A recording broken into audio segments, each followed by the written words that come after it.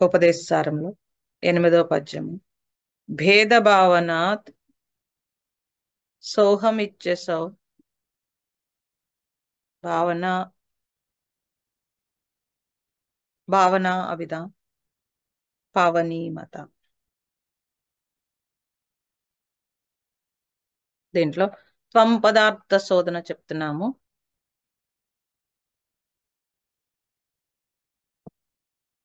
త్వం పదార్థ శోధన, నేను అనే అనుభవాన్ని శోధించాలి.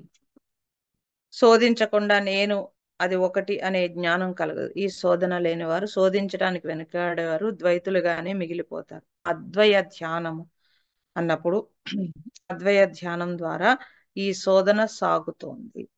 కాబట్టి నేను యొక్క తాదాప్యాన్ని గురించి పట్టించుకునే తీరిక ఎవరికి అన్నప్పుడు ఈ తాదాప్యం చాలా చిత్రంగా ఉంటుంది. ఇప్పుడు నేను అనే అనుభవానికి ఒక మౌలికమైన సత్యం ఏమిటంటే, ఈ నేనుకి మనం అనేకమైన ముసుగులు వేస్తాం.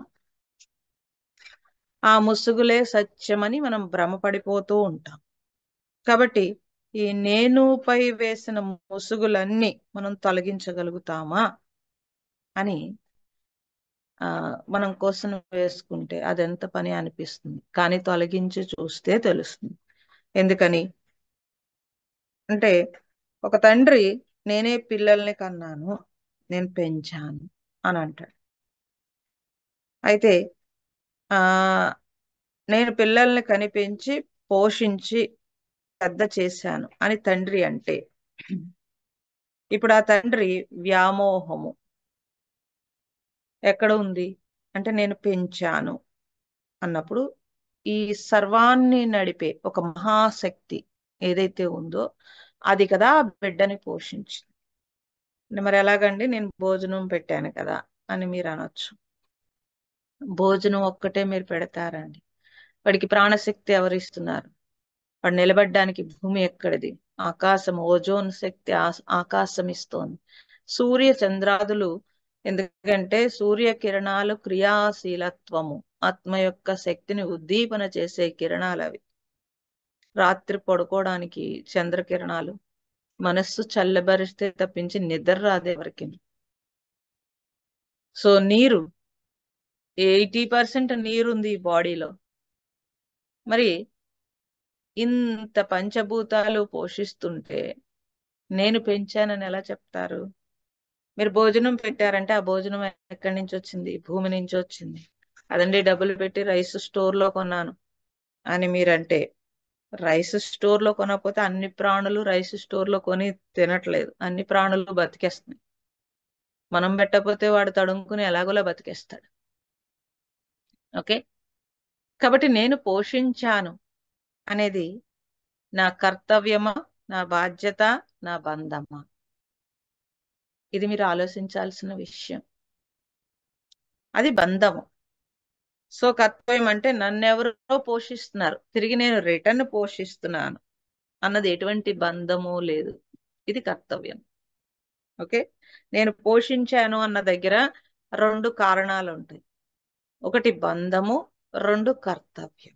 కర్తవ్యం కింద తీసుకుంటే ప్రాణులన్నీ అలా కర్తవ్యం కింద తీసుకుంటున్నాయి. చాలా కష్టపడి పోషించి ఎవరితోటి చెప్పట్లేదు నేను పోషించాను. మనిషి కర్తవ్యం కింద కాకుండా బంధం కింద తీసుకుంటాడు. అందుకే ఈ బెంగ అంతా. ఆధ్యాత్మికంలో బంధం వదలమంటే ఈ ఆలోచన, ఇలాంటి ఆలోచనలు వదలమనే చెప్తుంది. బంధం వదలమంటే ఇల్లు పిల్లలను వదిలేయమన్నారండి అంటారు. కర్తవ్యం వదలమని ఏ ఆధ్యాత్మికత చెప్పలేదు అక్కడ. నన్ను ఎవరో పోషించారు, తిరిగి రుణం తీర్చుకోవడానికి నేను ఎవరినో పోషిస్తున్నాను, అయిపోయిందని.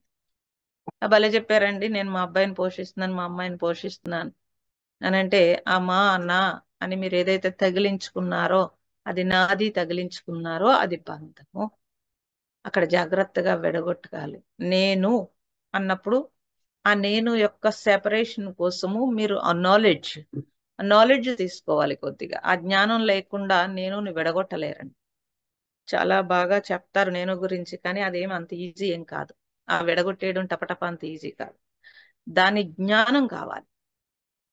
కాబట్టి మౌలికమైన సత్యం అది. ఏమిటి అంటే, మనం అనేక ముసుగులు వేసుకున్నాం. అంటే అనేక బంధం యొక్క ముసుగులు వేసుకుని ఉన్నాం. దాన్ని తొలగించగలుగుతారా అనేది ఆ నేను పై వేసిన ముసుగులని తీయడము అన్నప్పుడు మనం ఆ ఈ బిడ్డని పెంచాం అని ఒక బంధం పెట్టుకుంటాం. ఇట్స్ మై డ్యూటీ అని అనుకుంటారు, కానీ లోపల మాత్రం బంధం గట్టిగానే ఉంటుంది. నా బిడ్డ అని. అందుకే కదా సెల్ఫిష్నెస్ వస్తుంది, స్వార్థం వస్తుంది. సో కాబట్టి నా బిడ్డ అనుకోకపోతే ఎలా పెంచమంటారండి అని అడిగారు ఒకళ్ళు ఒకసారి. అదేం అలా అనుకోవడంలో తప్పని నేను చెప్పట్లేదు, అలా అనుకోవడంలో తప్పనట్లేదు. లోపల ఫీల్లో బంధం లేకుండా ఉండడానికి జ్ఞానం కావాలి అంటున్నా. ఇప్పుడు చెప్పడంలో మా అమ్మాయి అండి, మా అబ్బాయి అండి అని చెప్తాం కదా తప్పనిసరిగా. అనకుండా ఎలా ఉంటామండి? కానీ లోపల ఫీల్లో బంధం, ఆ స్ట్రాంగ్నెస్ ఉంటుంది, ఆ థిక్నెస్. అక్కడ జాగ్రత్తగా మీరు ఆ జ్ఞానం దృష్టి పెడితే స్లోగా ఆ థిక్నెస్ తగ్గుతుంది. అది లేకపోతే, ఆ జ్ఞానం లేకపోతే కనుక ఆ థిక్నెస్ తోటి, అందుకే కదా మనకు దుఃఖం వస్తుంది. వాళ్ళు ఏదైనా ఇబ్బంది పెట్టినా, బాధ పెట్టినా, లేకపోతే మనం అనుకున్నట్టు అవ్వకపోయినా అన్నింటికీ మానసికమైన ఒత్తిడి ఎందుకు వస్తుంది? ఆ థిక్నెస్ యొక్క బంధం గట్టిగా పట్టుకుని మనస్సు అక్కడ కూర్చుంది కాబట్టి అది ఇబ్బంది పడుతోంది. ఓకే, కాబట్టి ఈ సర్వాన్ని ఒక మహాశక్తి నడిపిస్తుందని గుర్తుంచుకుంటే అప్పుడు ఆ మహాశక్తియే చూస్తోందని తెలిస్తే ఇంత బంధం ఉంటుంది. ఒక మొక్క పాతారు అనుకోండి, మీరు ఇంట్లో ఒక మొక్క పాతారు, ఒక మామిడి మొక్క పాతారు. పాతితే మొక్క వచ్చింది, దానికి నీళ్లు పోసారు. తర్వాత మీరు నీళ్లు పోయక్కర్లేదు, అదే భూమి నుంచి తీసేసుకుంటుంది. పెద్దయ్యాక మీరేం నీళ్లు పోయారు, భూమి నుంచి తీసేసుకుంటుంది, ఫలాలు వచ్చింది. అదేమో సగం పక్కింటికి వెళ్ళిపోయింది, సగం మనకుంది. ఇప్పుడు పక్కింటి వాళ్ళు కోసేశారు, మీరు ఎంత గొడవ పెడతారు? నాకు చెప్పకుండా నా మామిడి చెట్టు కాయలు కోసేశారు అని చాలా గొడవ పెట్టేస్తారు. సో ఇప్పుడు ఆ చెట్టు ఎవరిది అంటే మాది అని అన్నారు. విత్తనం ఎక్కడది? మీకు విత్తనం ఎక్కడదండి? సో ఆ విత్తనం నేనేదో తిన్నదో లేకపోతే ఎక్కడో దొరికిందో ఏదో పట్టుకొచ్చి నేను పాతాను. భూమి యొక్క సారం లేకపోతే ఆ చెట్టు బతుకుతుందా? సూర్యకిరణాలు తీసుకోపోతే చెట్టు బతుకుతుందా? నీరు నేను పోసాను అంటున్నారు, ఆ నీరు ఎక్కడి నుంచి తీసుకొచ్చారు? ఎక్కడి నుంచి తీసుకొచ్చారు? కాబట్టి తర్వాత ఈ పంచభూతాల శక్తి తీసుకోకుండా ఆ చెట్టు సారమై పెద్దదై మళ్ళీ కొంచెం పెద్దదైన తర్వాత మీరు నీరు కూడా పోయక్కర్లేదు. ఓకే, భూమి నుంచి తీసేసుకుంటుంది అది. అంటే ఆ వేరు భూమి వరకు వెళ్లే వరకే కదా మీరు చేస్తారు, ఆ తర్వాత భూమి నుంచి లాగేసుకుంటుంది. ఇన్ని చేసి దానంతటా అది కష్టపడి సూర్యకిరణాలను రిసీవ్ చేసుకుని, భూమి సారాన్ని రిసీవ్ చేసుకుని, అన్నింటినీ వాతావరణాన్ని తట్టుకుని, ఒకవేళ గాలివాన వచ్చినా అది అలా స్టాండర్డ్ గా నిలబడి ఇన్ని తయారయ్యి అది తయారయ్యి ఫలాలు ఇస్తే ఇప్పుడు మీరేమంటారు? ఇప్పుడు అది నాది, పక్కింటి వాడు కోసాడు కాబట్టి వాడితో గొడవ పడతాను. ఓకే, సో అన్ని పళ్ళు నువ్వు తినలేవు కదండి. అదొక 1000 కాయలు కాసింది, 500 కాయ కాసింది, మనం తినలేం కదండి. అంటే నేను కోసిస్తాను, మీరు కోసుకోకూడదు అలా. ఎందుకు అంటే దిస్ ఈజ్ మై రైట్ అని ఒక బంధము దాని మీద పెట్టుకుని ఉన్నాను నేను. ఇది నా రైట్ అని ఒక బంధం పెట్టుకుని ఉన్నాను. ఆ చెట్టు నవ్విపోతుంది, నువ్వా నన్ను పోషించిందని. ఒక గాలివాన వస్తే నువ్వు తలుపేసుకుని లోపల కూర్చున్నావు, పోనైనా నన్ను పట్టు కూర్చున్నావా? నా రొబ్బలన్నీ విరిగిపోతుంటే నువ్వేమైనా పట్టుకున్నావా? పోని చలేస్తుందని నువ్వు లోపలికి వెళ్ళి తలుపేసుకుంటావు. ఓకే, నువ్వెక్కడ కాపాడావు? కాదండి నాది. ఇది బంధమా కాదా? ఇక్కడ చూసుకుంటే తెలిసిపోతుందండి. భలే చెప్పారండి, అందరూ కోసేసుకుంటే చూస్తూ ఊరుకోమంటారా అని అంటే అదే మరి. అలా చూస్తూ ఊరుకోగలిగితే నాది లేదు, అందరూ కోసుకుంటారు, నేను కోసుకుంటాను. ఇప్పుడు దానికి పెద్ద ఇబ్బంది ఏముందండి? నువ్వు ఎన్ని తినేస్తావు మహా అయితే? ఓ 10 పళ్ళు తింటావు. మిగతావన్నీ మళ్ళీ నువ్వు పంచిపెట్టాల్సిందే కదా, లేకపోతే పిక్కులు పట్టాలి, మళ్ళీ పంచిపెట్టాలి, ఏదో రూపంలో మార్చి మార్చి మొత్తం మీద పంచిపెట్టాలి. అప్పుడు నాది అనే బంధం లేకుండా నువ్వు ఫ్రీగా చెట్టును వదులుతావా? ఫ్రీగా చెట్టును వదులుతున్నాను అనుకుంటున్నారు, లోపల నాకు ఫ్రీనెస్ వస్తుంది. ఫ్రీగా చెట్టు కంటే కూడా లోపల ఫ్రీనెస్ వస్తుంది. ఇది మీరు గుర్తుపెట్టుకోవాలి. నా లోపల ఆ స్వేచ్ఛ, ఏ బంధము లేని స్వేచ్ఛ ఏదైతే ఉంటుందో అది మోక్షం అన్నారు. అది విడుదల. సో అలా ఇలాంటి బంధాలన్నీ తీస్తే చాలు నీకు మోక్షం అని చెప్పారు. మోక్షం ఇంత ఈజీ అనండి? ఇంతే ఈజీ. తీయడం మొదలు పెడితే తెలుస్తుంది. ఎంత లోతు పెట్టుకున్నానో తీయడం మొదలు పెడితే తెలుస్తుంది. సో ప్రతి దాంట్లో ఇదే బంధం. మా దగ్గర చాలా క్లోజ్ గా ఉంటారు, కొన్నాళ్ళు క్లోజ్ గా ఉంటారు. తర్వాత ఎవరో కొత్త వాళ్ళు వస్తే నేను మాట్లాడాను అనుకోండి, ఒళ్ళు మండిపోతుంది. ఎందుకని? గురువు, నా గురువు, నాతో టైం స్పెండ్ చేయడం అనేసి వాళ్ళతో చేస్తున్నారు అనిపిస్తూ ఉంటుంది. అరే నువ్వు అలాగే వచ్చావు, పాపం వాళ్ళు ఏదో దుఃఖంలో వస్తారు, కొంచెం ఎక్కువ టైం ఇస్తాం. నువ్వు ఆల్రెడీ దుఃఖం తీరిపోయి నవ్వుతూ ఉన్నావు కాబట్టి నువ్వు ఓకే, నువ్వు పక్కన కూర్చో. పోనీ లేకపోతే నువ్వు పక్క పో, వాళ్ళతో అన్నాం అనుకోండి, చాలా కోపం వస్తుంది. మమ్మల్ని కూడా బంధం పెట్టేసుకుంటారు మా గురువు. సో ప్రతి దాంట్లో ఈ బంధం. ప్రేమ ఉండాలి, ప్రేమ ఉండాలి, బంధం ఉండకూడదు. ఆ ప్రేమ ఉన్నప్పుడు 100% కరెక్ట్ గా ప్యూరిఫై గా ఉంటాము. బంధం ఉంటే కనుక రాగము, మోహము, వెరసి దుఃఖము, ఓకే, ఇష్టము, అయిష్టము, వెరసి దుఃఖము, ఇన్ని వచ్చేస్తాయి. కాబట్టి ఈ నేను అన్నప్పుడు నువ్వు స్వచ్ఛంగా నువ్వుగా ఉన్నావా? నీ నేను మీద ఎన్ని ముసుగులు ఉన్నాయి? ఇది ఫస్ట్ గుర్తుపెట్టుకోవాలి. నేను తల్లిని, నేను తండ్రిని, లేకపోతే నేను భార్యని, నేను భర్తని, లేకపోతే నేను కోడల్ని, నేను కూతుర్ని, ఇన్ని వేసి వేసి ఉంచుతాను.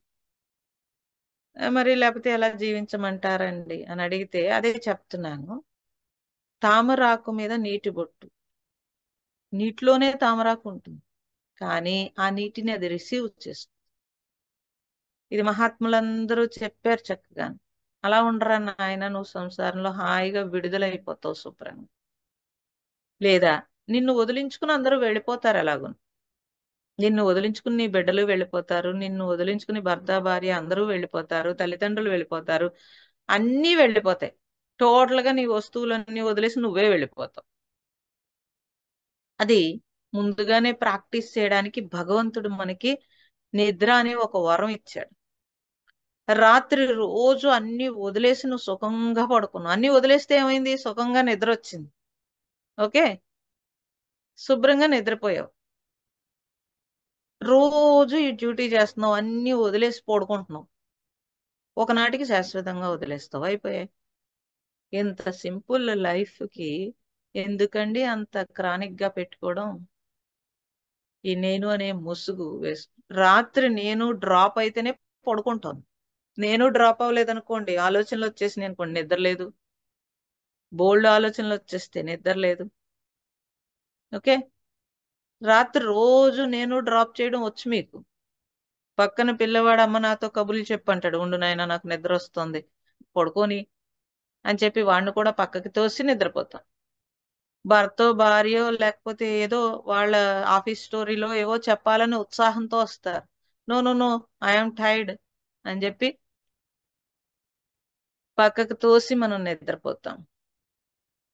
ఓకే, అప్పుడు భర్త లేడు, భార్య లేడు, బిడ్డలు లేరు.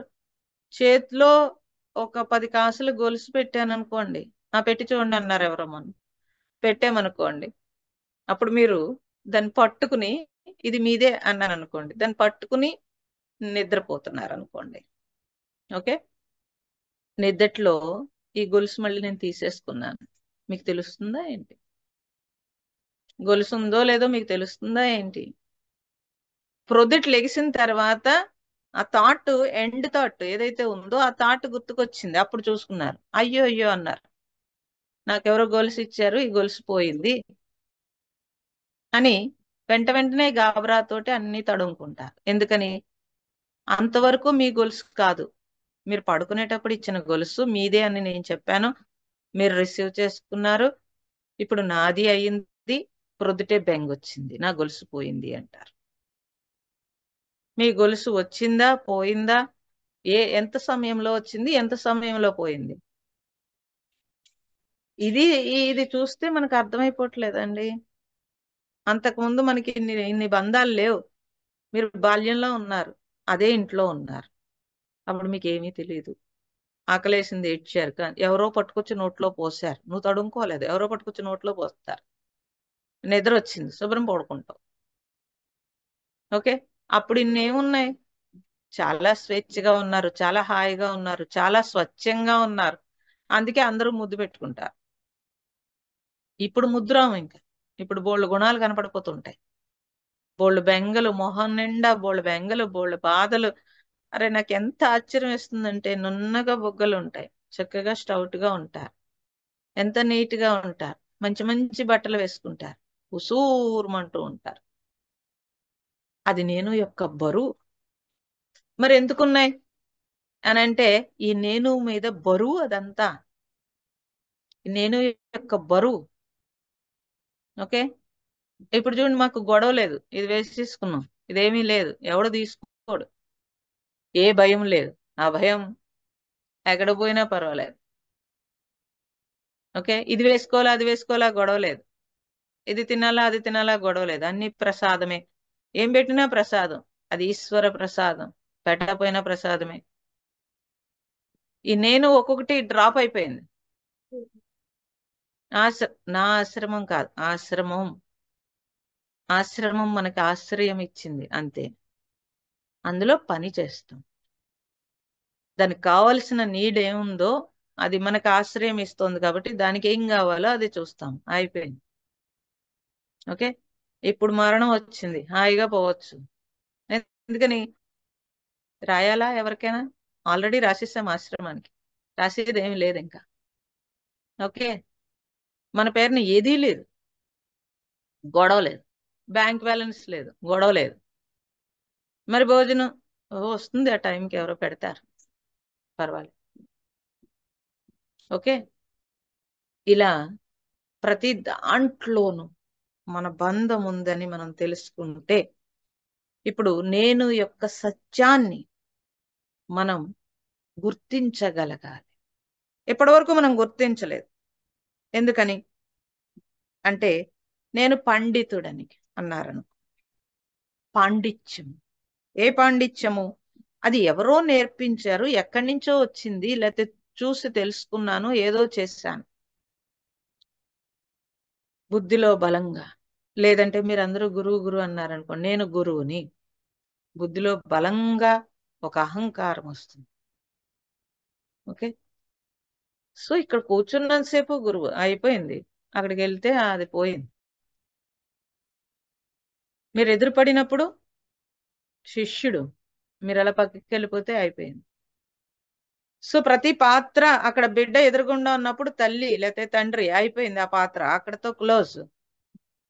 భర్త భార్య ఎదురుపడినప్పుడు నీకు ఆ పోస్ట్, వాళ్ళ పక్కకి వెళ్ళగానే నీకు ఆ పోస్ట్ పోయింది. నేను ఆఫీసర్ని, ఎంతసేపు నువ్వు ఆఫీసర్వి? ఆఫీస్లో ఉన్నప్పుడు ఆఫీసర్వి, ఇంటికి వచ్చిన తర్వాత నేను ఆఫీసర్ అంటే ఆవిడ తిడుతుంది, నీ పోస్ట్ అక్కడ ఇక్కడ కాదు. చాలా మందికి పాపం తెలియదండి, అక్కడ చేసిన పోస్టు వచ్చి ఇంటి దగ్గర పెత్తనం చేయాలనుకుంటారు, ఆవిడ ఊరుకోదు. సో చాలా కష్టం. ఇలా ఆ పాత్రని అక్కడతో వదలరు, మోసుకుంటూ ఉంటారు, మోసుకుంటూ ఉంటే బరువు, అలా మోసుకోవద్దు అని చెప్తున్నారు. కాబట్టి నేను పలానా కులం, ఈ కుల సంస్థకి పెద్దని అన్నాడు అనుకోండి, ఎంతసేపు ఉంటుంది అది, ఆ పోస్ట్ ఎంతసేపు ఉంటుంది? సో ప్రతి దాంట్లోనూ నీకు ఆరోపించబడిన పోస్టు కొద్దిసేపే ఉంటుంది. రాత్రి నువ్వు పడుకుంటే అన్ని పోస్టులు పక్కకి వెళ్ళిపోయింది. ఒకసారి మనం చచ్చిపోయామంటే అన్ని పోస్టులు పక్కకి వెళ్ళి, అంతవరకు ఎందుకండి, మనల్ని వదిలేసి వాళ్ళు వెళ్ళిపోయారు, ఆ పోస్ట్ పోయింది. భర్త భార్య చాలా అన్యోన్యంగా ఉంటారు, సో విడాకులు తీసుకున్నారు, అక్కడ భార్య పోస్ట్ పోయింది, భర్త పోస్ట్ పోయింది కదండి, మళ్ళీ పెళ్లి చేసుకున్నాడు, అప్పుడు వచ్చింది. టెంపరీ అప్పుడు వచ్చింది మళ్ళీ కొద్ది కాలం ఉంటుంది, మళ్ళీ ఊడిపోతుంది. సో ఈ పోస్టులు పట్టుకున్నావా నువ్వు పోతావు. నేను అనే మౌలిక సత్యం ఏంటంటే, నేను అన్నప్పుడు నా ఈ దేహం కాదు, దీని మీద ఆరోపించబడిన పోస్టులు కాదు, కానీ ఆ గుర్తింపు, ప్రతిదాన్ని ఐడెంటిఫై చేసే ఒక గుర్తింపు ఏదైతే ఉందో, అది నీ చైతన్యమన్నా ఆత్మ అయినా ఏదైనా సరే, అది నేను. ఇది చాలా కష్టం. కానీ కళ్ళు మూసుకుంటే ధ్యానం చేస్తున్నప్పుడు మీరు తెలిసి అన్ని డ్రాప్ చేసేసారు.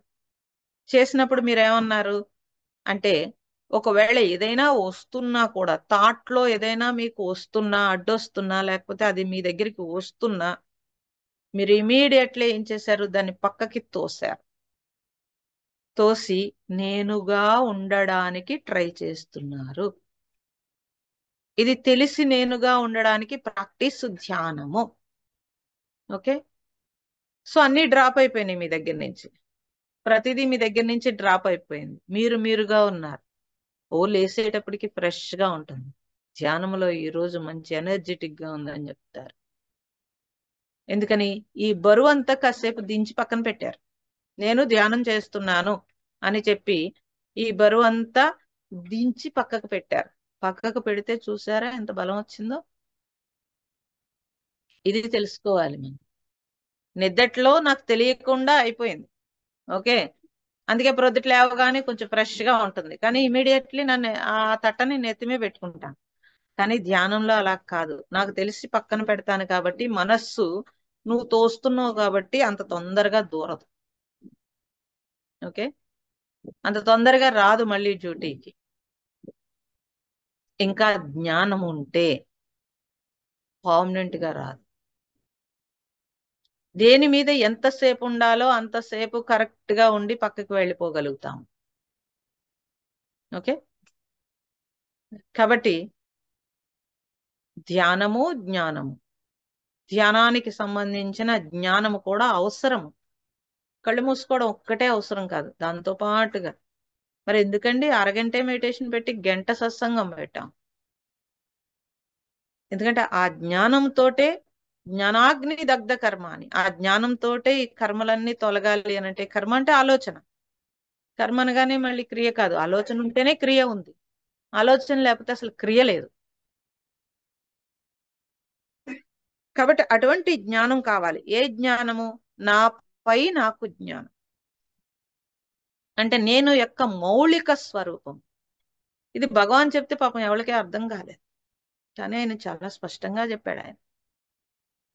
ఆ నేనుని ఆయన విడగొట్టకపోయినా మనం విడగొట్టుకుంటే కరెక్ట్ గా అర్థమవుతుంది. కాబట్టి నేనులో కులం లేదు, మతం లేదు. కానీ కులాభిమానుల్ని ఒప్పించగలుగుతారా మీరు? నేను పలానా కులం. నాకు చెప్తూ ఉంటారు, మీరు రాజులండి, మేము కూడా రాజులు. ఏంటి నువ్వు రాజులు? నేను అసలు రాజే అనుకోవట్లేదు. రాజు అంటే కులం కాదండి, గుణం. కులం కాదు, గుణం. క్షాత్రిక ధర్మము అంటే ఏమిటి? క్షత్రియ ధర్మం అంటే నీ చెయ్యెప్పుడు ఇలా పైన ఉండాలి, ఇలా ఉండకూడదు, ఇలా ఉండాలి. ఒకటి. రెండవది అందరినీ రక్షించటం, అందరి గురించి అంటే అందరి యొక్క ఆ బాధని మనం రిసీవ్ చేసుకోవడం. సో ప్రతి దాంట్లో క్షత్రియుడు అంటే ఇలా పైన ఉండాలి, ఊర్ధ్వముఖాన్ని ఆలోచన ఉండాలి. ఇది గుణం. అలాంటి గుణం ఉంటే నువ్వు ఎక్కడ పుట్టినా క్షత్రియుడివే. కాబట్టి కులం అన్నప్పుడు గుణంతో పెట్టారు. లోపల క్యాలిక్యులేషన్ బుద్ధి ఉంది, లాభాపేక్ష అంటే వ్యాపార దక్షత అంటారు. వాళ్ళని వైశ్యాస్ అన్నారు. అంతేగాని అందులో పుట్టడం కాదు. ఓకే, ఆ వ్యాపార దక్షత అంటే 24 గంటలు క్యాలిక్యులేషన్ బుద్ధి ఉందనుకోండి, అది నువ్వు క్షత్రియుడు అయినా సరే, నీకు క్యాలిక్యులేషన్ బుద్ధి ఎక్కువగా ఉంటే వాడిని ఏమన్నారు అంటే వైశ్యాస్ అన్నారు. ఎవరైతే అలాంటి గుణం ఉంటుందో వాళ్ళని వైశ్యాస్. ఎవరికైతే బ్రహ్మ జ్ఞానం, బ్రహ్మజ్ఞానం మీన్స్ ఈ సృష్టి యొక్క జ్ఞానం అని అర్థం ఉంటుందో వాడిని బ్రాహ్మణుడు అని. అంతేగాని బ్రాహ్మణుడు అంటే పండితుడు అని కాదండి. బ్రహ్మజ్ఞానులు బ్రాహ్మణుడు అన్నారు. వాళ్ళు ఆహారం కోసం వెతుక్కోకూడదు, దేనికోసం వెతుక్కోకూడదు. అన్ని ఆ సృష్టికర్త మీద ఆధారపడేవాడు బ్రహ్మజ్ఞానుడు. అటువంటి వాడు బ్రాహ్మణుడు. అందుకే వాళ్ళు తడుముకోకుండా అందరూ అన్ని అందించేవారు. వాళ్ళు తడుముకుంటే తడుములాట్లో ఉంటారు అంటే దృష్టి పక్కకి వెళుతుంది అని చెప్పేసి బ్రాహ్మణులకి దానం చేయండి అని చెప్పి, అటువంటి బ్రహ్మజ్ఞానుడు ఆశీర్వదిస్తే మంచిదని చెప్పి మనకి వాళ్ళనే దైవ కార్యాలకి నిర్మించారు. ఎందులో పుట్టిన వాడు నిజంగా భగవంతుడి మీద ఆధారపడితే వాడు బ్రహ్మజ్ఞాని, వాడు పండితుడు అని చెప్తారు. ఓకే. భూమిపుత్రులు, శ్రమజీవులు, ఇతరుల కోసం విపరీతంగా కృషి చేసేవాళ్ళు, వీళ్ళని శూద్రులు అన్నారు. అది తక్కువ అని కాదు, అదే హైయెస్ట్ అసలు. ఇతరుల కోసం శ్రమించే వాళ్ళు, ఈ పంచభూతాల కోసం శ్రమించే వాళ్ళు, వాళ్ళు శూద్రులు అన్నారు. దాన్ని తక్కువ చేసింది ఈ హైయెస్ట్ వాళ్ళు కావాలని తక్కువ చేసి తొక్కే తప్పించి టోటల్ గా గుణాన్ని బట్టి కులం పెట్టారు. దాన్ని స్థూలంలోకి తెచ్చేసుకున్నాం మన ఇష్టం వచ్చినట్టు. దాని మీద ఒక పొడుగు తగిలించుకుంటూ ఉంటాం. కాబట్టి ఈ అభిమానము, ఈ కులాభిమానము నీకు ఎలా ఉండాలి? నీ గుణాన్ని బట్టి ఉండాలి. ఈ రోజు నా గుణం ఒక క్షత్రియ గుణం హైయెస్ట్ గా ఉంది. ఒక క్షత్రియ గుణం కాసేపు ఉంది, పోనీ కాసేపే రాజు. నువ్వు బ్రహ్మజ్ఞానంలో ఉన్నాను, అన్ని అక్కర్లేదు నాకు, హ్యాపీగా భగవంతుడి మీద ఆధారపడను. నువ్వు బ్రాహ్మణుడు అవుతావు, కాసేపు ఏదో శ్రమ చేశాను, శూద్రుని అవుతాను. లోపల 100 క్యాలిక్యులేషన్ చేసుకున్నాను, వైశ్యాస్ అవుతాను. ఓకే. వ్యాపారం అవసరం అండి, మిగతా వాళ్ళకి పాపం అన్ని సరుకులు కావాలి కదా. నేనేమి అది తప్పని తక్కువ అని అనట్లేదు. అన్ని కూడా ఇలా గుణాన్ని బట్టి కులం పెట్టారు పూర్వీకులు.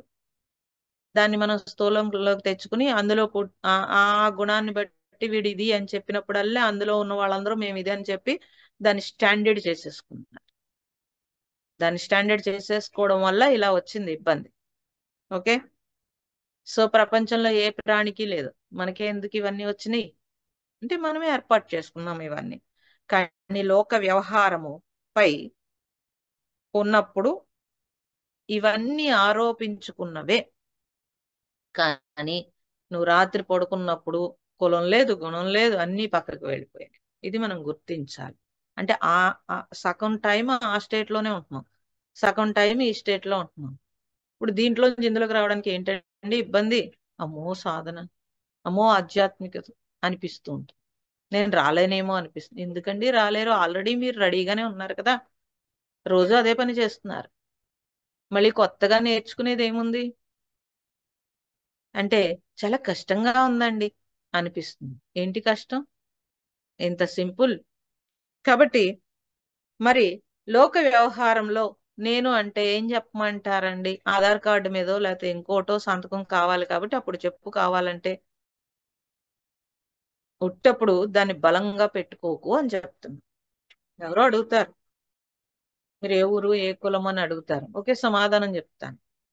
భగవంతుడి దగ్గర కూడా కూర్చుని నా గోత్రనామాలు కూర్చుని మొదలు పెట్టకూడదండి. ఆయనే కదా నిన్ను పంపాడు. పంపినప్పుడు నీకు ఏ గోత్రం తెలుసు చెప్పండి. మళ్ళీ ఆయన దగ్గర కూడా ఈ గోత్రం అంటే నువ్వు బయటది చెప్తున్నావు, కానీ బయటది ఏం చెప్తావండి? ఓ మంత్రంలో ఏదో వాళ్ళు పాపం ఒక ఏదో చేయడానికి, తంతు చేయడానికి ఏదో ఏర్పాటు చేసుకున్నారు. ఓకే. దాన్ని అంత బలంగా పట్టు కూర్చోకూడదు, అంత పట్టు కూర్చుని వెళ్ళాడకూడదు అలా. సో చాలా కష్టం అండి. దీనికి ఇంకొక ఉదాహరణ కూడా రియల్ గా జరిగిందే చెప్తాను. మా చిన్నప్పుడు మా అమ్మగారు 16 ఫలాలు నోమిచ్చేవారు. 16 ఫలాలు నోమిచ్చినప్పుడు ఆవిడ చిన్నప్పుడు మాకు పల్లెటూరులో బ్రాహ్మలు వాళ్ళు ఏమన్నా ఇంట్లో గడవకపోతే కనుక ఆదివారం చేసుకునేవారు. ఆదివారం అంటే ఇంటింటికి వారం వారం వచ్చి అడిగేవాళ్ళు. సో అలా అడిగినప్పుడు ఒక ఆవిడ వాళ్ళ హస్బెండ్ మంచం మీద సిక్ అయిపోయారు. 3 పిల్లలు ఆవిడకి. ఆవిడ ఇంకేం చేయాలో తెలియక పాపం ఇంటింటికి వచ్చి నుంచునేవారు అంతే. ఆవిడేం అడిగేవారు కాదు. ఇచ్చేవాళ్ళు ఇచ్చేవారు, లేకపోతే వెళ్ళిపోమని వాళ్ళు వెళ్ళిపోయేవారు. ఆవిడ అన్ని తెచ్చుకుని మా ఇంట్లో మొయ్యలేక పాపం బియ్యమే కదండి అప్పుడు ఎక్కువ ఇచ్చేవారు, బియ్యం కాయగూరలు ఇచ్చేవారు. అది మొయ్యలేక మా ఇంట్లో పెట్టుకునేవారు, మళ్ళీ వెళ్ళేవారు. అప్పుడు మా అమ్మగారు ఆవిడ ఏ రోజు వస్తారో ఆ రోజు భోజనం వండి కంపల్సరీ ఆవిడకి అన్ని చూసేవారు. అక్కడ ఇక్కడే భోంచేసి కాసేపు పడుకుని మళ్ళీ ఇంటింటికి వెళ్ళేవారు. సో సరుకులు ఒకవేళ బరువు అయిపోతే కనుక మమ్మల్ని తీసుకెళ్ళమని. కొంచెం పిల్లలం కదండి, ఫ్రెండ్స్ నవ్వుతారు కదా ఆవిడ కూడా వెళ్తుందని చెప్పి. అందుకని నేను మా మదర్ కి గొడవ పెట్టేసేదాన్ని. మా తమ్ముడు అన్నయ్య ఆవిడ వచ్చే రోజు పారిపోయేవారు, నేను ఒక్కదాన్నే దొరికేదాన్ని. నువ్వు వెళ్ళి అంటే 2 కిలోమీటర్స్ ఆవిడ కూడా నడవాలి ఆ బరువు మోసుకుంటూ.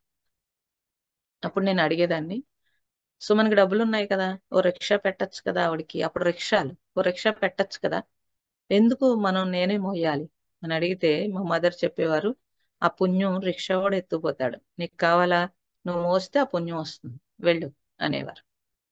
ఆ రిక్షా డబ్బులు కూడా ఆవిడకి ఇవ్వచ్చు కదా అనేవారు. అప్పుడు తట్టేది కదా, అప్పుడు తెలిసేది కాదు మనకి. తిట్టుకుంటూ తిమ్ముకుంటూ వెళ్ళేవాడు. ఓకే. ఆ తర్వాత ఆవిడ 16 ఫలాల నోము ఇచ్చారు మా మదరు, అన్ని ఆవిడకే ఇచ్చారు. ఎందుకని 3 పిల్లలు తింటారు, సో బ్రాహ్మలు కాబట్టి అని. మళ్ళీ ఆ పళ్ళు పూజ అయ్యాక అవన్నీ నేను మోసుకెళ్ళాను. సో చాలా కష్టంగా ఉండేది. ఎప్పుడో పనసపళ్ళు అలాంటివి అయితే రిక్షా పెట్టేవారు, మిగతావన్నీ మోసుకెళ్లాల్సి వచ్చేది. సో అలా మోసుకెళ్ళి ఇచ్చేదాన్ని. ఇచ్చి వాళ్ళ ఇంట్లో ఇచ్చేసి వెనక్కి వచ్చేసేది. దారిలో ఫ్రెండ్స్ కానీ అందరూ నవ్వేవారు. నవ్వినా సరే ఇదే అయిపోయింది. తర్వాత మా గురువు గారు ఎక్కడికో వెళ్ళి ఒక అనాథాశ్రమం ఉంది నిడదవోలులో ఎక్కడో, అక్కడ భగవద్గీత చెప్పిరమ్మన్నారు. 3 రోజులు భగవద్గీత చెప్పిరమ్మంటే వెళ్ళి భగవద్గీత చెప్పడానికి వెళ్ళారు. వెళితే ఆవిడ అక్కడ నన్ను గుర్తుపట్టారు. 80 సంవత్సరాలు వచ్చేసినాయి ఆవిడకి. గుర్తుపెట్టి మీరు పలానా కదా అని అడిగారని. నాకేమనిపించిందంటే అయ్యో పాపం ఆవిడకి అప్పుడు ఏమీ లేదు, ఇప్పుడు అనాథాశ్రమంలో ఉన్నారు అని అనుకుని, అయ్యో మీరు ఇక్కడ ఉంటున్నారా, మీకు ఇంకా ఇప్పుడు కూడా ఎవరు మీ పిల్లలు చూడట్లేదా అని ఏదో అడిగాను. ఇప్పటికీ ఇదే కష్టాలా అని అడిగాను.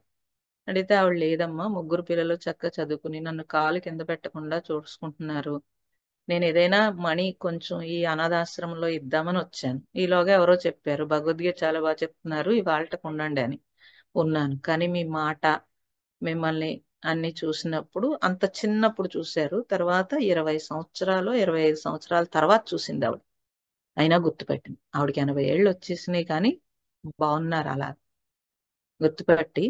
అప్పుడు ఆవిడ చెప్పారు, నాకు తెలియదండి ఇలాగా మా మదర్ గురించి, మీరు ఇంత బాగా చెప్పగలుగుతున్నారంటే ఆ పెద్దల పుణ్యం మీది, ఆశీర్వాదం చెక్కాను. మీ మదరు 16 ఫలాల నోము నాకు ఇస్తున్నారు, ఈలోగా మా హస్బెండ్ చనిపోయాడు, చనిపోతే అప్పుడు కూడా నేను ఎక్కడ బాధపడతానని పిలిచి నాకే ఇచ్చారు, వీడో కదండి నాకు ఇవ్వకూడదు మీరు అని చెప్పాను. అంటే ఈ బొట్టు నీ పుట్టుకతో వచ్చిందా అని అడిగారు. నీ పుట్టుకతో రాలేదు కదా, సో ఈ రోజు బొట్టు ఈ గాజులు నీ పుట్టుకతో రాలేదు, నువ్వు మనిషి, నేను మనిషిలో దైవం చూస్తానన్నారు. అందరూ నవ్వుతారండి, మీకు ఈ నోము ఫలించదు అని చెప్తే ఎవరండి నవ్వేది, భగవంతుడికి తెలుసు అన్నారు. అది ఆ రోజు నాకు కళ్ళంట నీళ్ళు వచ్చినాయి, మీరు ఎవరికి చెప్పండి, నేను ఎవరికి చెప్పను, ఎవరు నవ్వరు అప్పుడు అని చెప్పారు. ఆ రోజు నేను ఇప్పటికీ మర్చిపోలేను అని చెప్తే నాకు కూడా తెలియదు ఆ విషయం. అంటే ఇంట్లో నేను మోసుకునే వెళ్ళాను, నాకు తెలియదు, నాకు ఆవిడ ఎవరితో గొప్పగా కూడా చెప్పలేదు. ఏం చెప్ప 25 సంవత్సరాలు 30 సంవత్సరాలు పోయిన తర్వాత ఆవిడ చెబితే నాకు కూడా ఆశ్చర్యం వేసింది. అంటే ఆ మానవత్వము, సహృదయము, అదే దైవత్వము. సుకులం గుణం. మరి ఇప్పుడు మా మదర్ ఏమైనా నష్టపోయారేంటండి, పోనీ మేము నష్టపోయాము, పోనీ ఆవిడ చేసిన ఏదైనా పొరపాటు నేను ఈ జాడ్యం వదలాలని ఇది చెప్పాను. ఇది రియల్ గా జరిగింది కాబట్టి చెప్పడం జరిగింది. సో నువ్వు ఆ ఏదో భయంతో భక్తి, ఏదో దాంతో కాదు, ఈ బంధంతో కాదు, యాజ్ ఇట్ ఈజ్ గా ఒరిజినల్ గా నాకు ఇప్పటికే అనిపిస్తుంది నిజమే ఆవిడ చెప్పారు ఆ పుణ్యం రిక్షావాడు ఎత్తుకుపోతాడని. లేకపోతే ఆ పుణ్యమే మమ్మల్ని కాపాడింది అనిపిస్తుంది. తమ్ముడు అన్నయ్య వాళ్ళు తప్పించుకుని తిరిగారు. నేను ఒక్కదాన్ని లైన్లోకి వచ్చాను. వాళ్ళు తప్పించుకు తిరిగిన వ్యవహారాల్లోనే ఉన్నారు. నేను ఒక్కదాన్ని లైన్లోకి వచ్చాను. నేను ఎప్పటికీ దండం పెట్టుకుంటాను. ఆ రోజు ఆ మాట చెప్పకపోతే మనం ఆ పని చెయ్యం. మన పిల్లలకి అది నేర్పుతామండి మనం. నువ్వు మోయకమ్మా పాపం, మేము మోసేస్తాం, ఆగు, నువ్వు కూర్చో అని చెప్తాం. నన్ను కాలు కింద పెట్టకుండా చూసుకునేవారు. కానీ ఈ విషయంలో మాత్రం మా మదర్ చాలా కఠినంగా ఉండేవారు.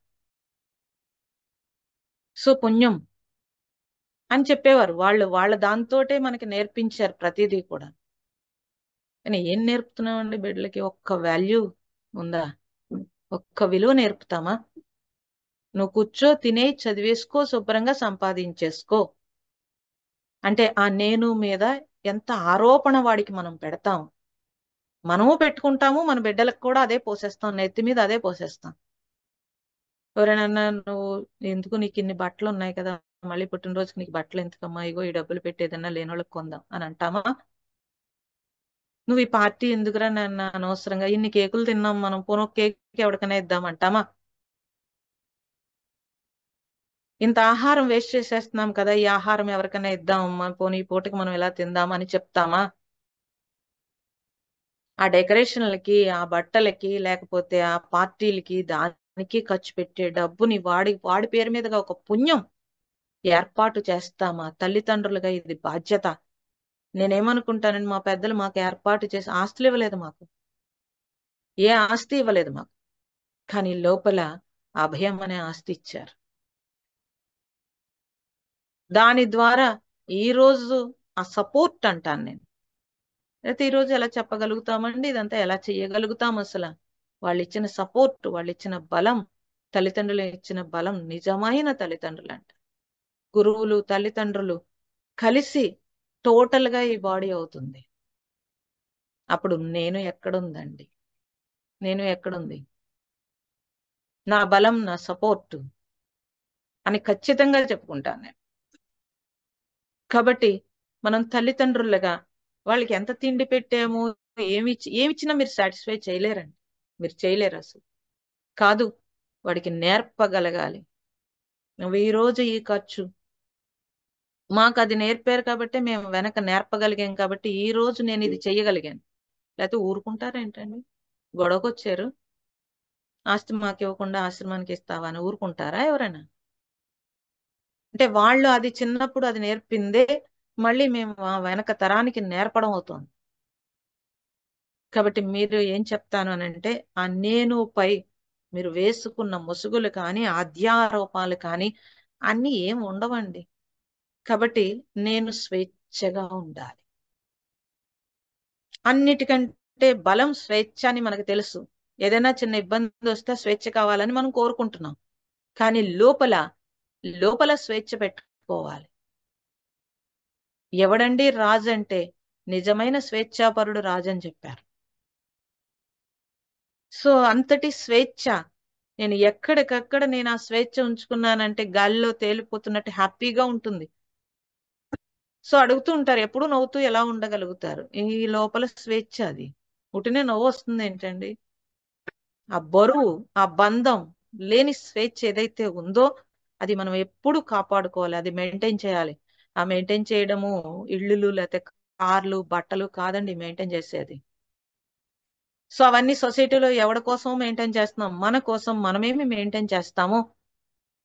మన కోసం మనం మన స్వేచ్ఛని కాపాడుకోవడము అనే మానసిక పరిస్థితి మనకు ఉంటే మొహంలో చిరునవ్వు వస్తుంది. ఆల్ టైమ్ హ్యాపీగా ఉంటాం. అదే ఆరోగ్యం. నీ అనారోగ్యానికి కారణం నువ్వే.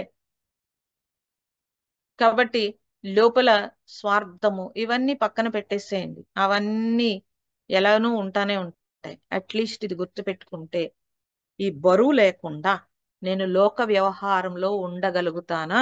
ఉంటే లోక వ్యవహారం అంతా నేను పై వేసుకున్న ఆధ్యారోపమే అని తెలిస్తే కనుక లోకంలో తిరుగుతున్న ఎటువంటి బంధం లేకుండా 100 మందిలో ఉన్న నేను ఒక్కదాన్నే ఏకాకిగా ఉండగలుగుతాను అనేంత స్వేచ్ఛ వస్తుంది.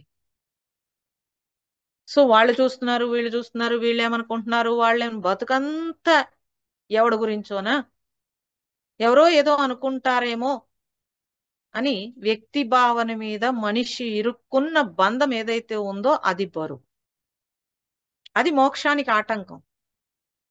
కాబట్టి ఎవడు ఏమనుకుంటే నాకెందుకండి, నాకేమనిపించిందో అది చేసుకుంటాను. కానీ సమాజంలో కొన్ని రకాల కట్టుబాట్లు ఉన్నాయి. సో నేను నేను వెళ్తున్నప్పుడు ఎవరిని ఇబ్బంది కలిగించకుండా ఉండడానికి అవేవో పాటిస్తాను. కానీ నా లోపల ఆ నేనుపై వచ్చే బంధాలు కానీ, నేనుపై వచ్చే అధ్యారోపాలు కానీ అన్నింటినీ పక్కకి తీసేస్తే, నేను బ్రాహ్మణుడను, క్షత్రియుడను, ఇవాళ ఇలాంటి అధ్యారోపాలన్నీ కూడా, నేను పంజాబీని, నేను మద్రాసిని, నేను కాకినాడ, నేను అమెరికా, రోయ్ ఏమి ఇది అంతా, ఏమి నీది, ఏది లేదు, ఏది నాది కాదు. ఐఎమ్ ఇండియన్ అన్నావంటే ఇండియన్ లక్షణాలు ఏవండి నీకు? సో ఏ లక్షణం లేకుండా నీ పైన నెత్తి మీద అధ్యారోపణ ఏంటి అసలు? ప్రతి దాంట్లోనూ ప్రతి దాంట్లోనూ నువ్వు వేసుకున్న అధ్యారోపం తీయాల్సి ఉంటుంది. కాబట్టి ఇది సరిపోక మా ప్రాంతం వాళ్ళు, మా ఊరోళ్లే అని మనకి తెగ వచ్చేస్తూ ఉంటుంది ఆనందం. ఇంకా ఇంకో రకం ఆధ్యాత్మం ఏంటంటే అహం పురుష, అహం స్త్రీ, నేను పురుషుడని అనే అధ్యారోపం. నేను స్త్రీని. ఓకే, లోక వ్యవహారంలో స్త్రీకి ఏవో ఏర్పాట్లు చేశారు కాబట్టి దాని ప్రకారము నేను ఉంటాను. ఎప్పుకుని తిరగలేం కదండి. సో అందుకని స్త్రీ అని ఏదైనా ఒక గుర్తు పెట్టుకోవచ్చు కావాలంటే. ఇప్పుడు అలా లేదుగా, ఎవరైనా ఏదైనా వేసుకోవచ్చు. ఒంటి నిండా వస్త్రం కప్పుకున్నావా లేదా, అంతే, అయిపోయి. ఎవరిని ఇబ్బంది పెట్టకుండా నేను ఏదైనా చేసుకోవచ్చు. కాబట్టి నేను నేను పురుషుణ్ణి కాబట్టి నా మాట నువ్వు వినాలి. ఇలాంటి పెత్తనాలు ఆ రోజులు అయిపోయినాయి. ఇంకా ఎక్కడైనా లోపల ఉంటే నవ్వుకుంటారు, మనల్ని అసహించుకుంటారు. ఆ రెస్పెక్ట్ రాదండి. ఆ రెస్పెక్ట్ కావాలి అని అంటే మనిషిని మనిషి ప్రేమించగలిగితేనే ఉండేది. కాబట్టి ఇలా ప్రతి దాన్ని నువ్వు బంధించుకుని కూర్చున్నాము. ఆ బంధనాల నుంచి బయటపడటం అని అంటే జాగ్రత్తగా బయటికి రావాలి. ఎలా? నాకు నేను తీసుకుంటూ నన్ను నేను ఉద్ధరించుకోవడానికి నా నేనుపై వేసుకున్న అధ్యారోపాలన్నింటినీ నేను తొలగించుకోవలసి ఉంటుంది.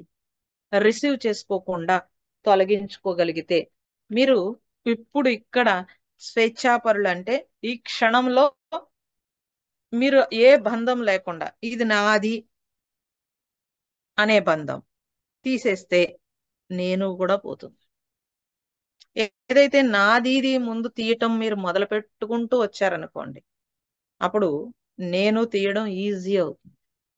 ఫస్ట్ నాది దగ్గర ఈజీ అండి, తర్వాతే నేను కొంచెం కష్టం. బట్ ఇది నాది అన్నది కొంచెం వదులుతూ ఉండాలి. ఇప్పుడు ఈ పెన్ను నాది అన్నాం అనుకోండి, నా కళ్ళన్నీ దీని మీద, నా ధ్యాస అంతా దీని మీద ఉంది. పెన్ను అవసరం, ఆ టైంకి వాడుకుంటాను, ఇక్కడ పెట్టేస్తాను, అయిపోయింది. వస్తువు అవసరం కాబట్టి వాడుకున్నాను, అక్కడ పెట్టేస్తాను.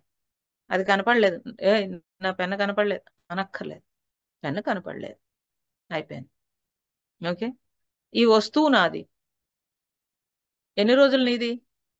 అది వాడుకున్నంతసేపే కదా ఆ వస్తువు వాల్యూ. అది వాడుకున్నావు, పక్కన పెట్టేస్తావు, అయిపోయింది. అప్పుడు బంధం లేదు. ఎప్పుడైతే నాది అన్నావో ఇది బరువు అయిపోయింది. దీన్ని అంతా దించుకోవాలంటే ఏం చేస్తాం? ఈ నాది అంతా మన పిల్లలకి అప్పచెప్తాం, ఇంకొకటికి అప్పచెప్పు, మీ పిల్లలకే అప్పచెప్పు. ఓకే, సో పొద్దు పోయిందండి, అమ్మి పడేసినమ్మో, ఆవిడ చేతిలో డబ్బులు ఉంటాయి కదా అంటే ఆ డబ్బులతో ప్యాకెట్ ఆడతాడు, ఆ డబ్బులతో ఏం చేస్తాడు ఎవరికి తెలుసు. ఇంకోటి కొంటే సరే సరే, లేకపోతే ఆ డబ్బులతో చెడిపోయాడు. చెడగొట్టడానికి నువ్వే కారణమయ్యావా? ఎవరు కారణమయ్యారు? కాబట్టి ఈ నాదీని పట్టుకెళ్ళి సెల్ఫిష్ తో నువ్వు నాది అయితే బిడ్డని చెడగొట్టేయడానికి రెడీ అవుతాం. నేను స్వేచ్ఛగా ఉండాలి, వాడు స్వేచ్ఛగా ఉండాలి. వాడి కాళ్ళ మీద వాడు నిలబడాలి. ఆ కాన్ఫిడెన్స్ ని పెంచేవారు పూర్వం పెద్దలు. వాళ్ళేమో డబ్బులున్నా సరే ఖర్చు పెట్టేవారు కాదు, డబ్బులున్నా సరే ఆస్తులు పంచేవారు కాదు, ఇచ్చేవారు కాదు, ఏం చేసేవారు కాదు. వాళ్ళ ఇష్టం దానం చేసుకుంటూ, ఆ తర్వాత దానం చేసుకోవాలనిపించింది దానం చేసేవారు, ఎవడో అడిగేవాడు కూడా ఉండేవాడు. పూర్వం పెద్దలు కాన్ఫిడెన్స్ నేర్పేవారు. అలాంటి కాన్ఫిడెన్స్ నేర్పితే నిజమైన తల్లిదండ్రుల కింద లెక్క. ఓకే, నేను పై మనం బంధం పెట్టుకోకూడదు, నెక్స్ట్ జనరేషన్ కి బంధం ఇవ్వకూడదు. అందుకని నాది ఇది కొంచెం తీస్తూ ఉంటే నేను పై అధ్యారోపం కూడా తొలగుతుంది. అంతవరకు చెప్దాము. ఇంకా